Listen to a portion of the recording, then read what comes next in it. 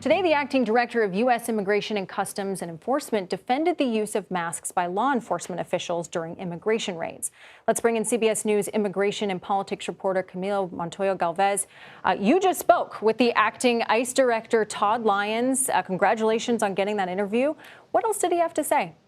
Hi, Kelly. As you know, we have seen recently growing tensions between local communities throughout the U.S. and the ICE agents enforcing President Trump's aggressive crackdown on illegal immigration. And one of the sources of that tension is the use of masks by the agents who are carrying out these arrests. And I asked the acting ICE director, Todd Lyons at ICE, why the agency is allowing ICE agents to wear masks and whether he's concerned that that could become a dangerous situation in which people and individuals are posing as ICE agents. Let's take a listen to that part of the interview. I'm not a proponent of the masks. However, if that's a tool that the men and women of ICE to keep themselves and their families safe, then I'll allow it. I know a lot of elected officials have put forward legislation or proposed legislation about banning of the masks, things like that. I would also want, elected officials to help us hold those people accountable that do dox or threat an ICE officer or agent or their family. I think that'd go a long way. So you will continue to allow ICE officers to wear masks during operations? I will. As you just heard, Kelly, acting ICE director Todd Lyons says this practice of masking will continue, citing concerns about officer safety. And the Department of Homeland Security does tell us that there has been an 800% increase in assaults and attacks against ICE agents this year compared to 2024.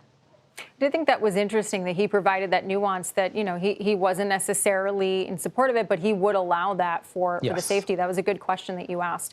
I also want to get your take on this. ICE just received a major increase in funding through the passage of the president's spending and tax bill. What could that allow ICE to do? Kelly, ICE is getting $45 billion alone just to fund its detention network to expand detention capacity to be able to hold as many as 100,000 detainees at any given time. Just to put it in perspective, ICE is currently holding about 58,000 detainees, so it would roughly double the capacity for ICE to hold people awaiting deportation.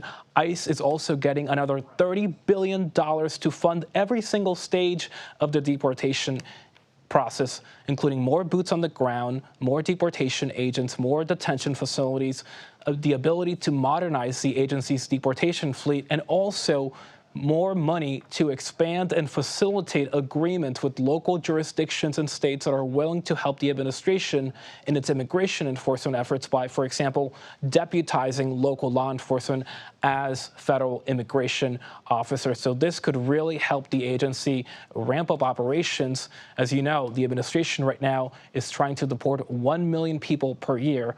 That would be unprecedented. And I know you will be tracking how exactly this impacts those operations in the future. Camilo Montoya-Galvez, thank you. Thanks, Kelly. And you can see more of Camilo's interview with acting director Todd Lyons on Face the Nation this Sunday at 2 p.m. Eastern on CBS 24/7.